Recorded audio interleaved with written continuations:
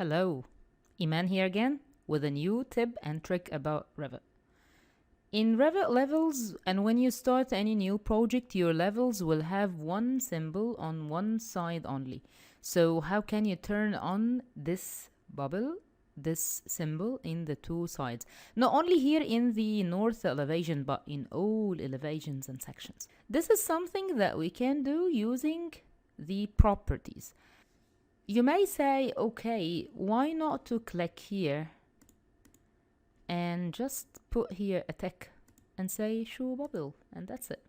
You know what is the problem? It's like too much to do because you have to turn on 3 of them in each elevation and in each section, which is like too much to do. So don't waste your time.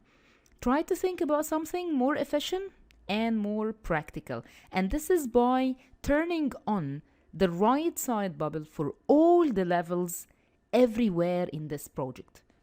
Go to properties, pick one of the levels just to know which family you are using and which type, and here in edit type, click it.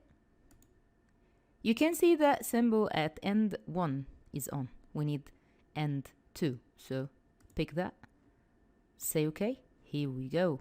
So all of them are here, not only in north elevation, in south elevation, west elevation, east elevation, and later on when you start creating sections, it will be in the two sides, right side and left side.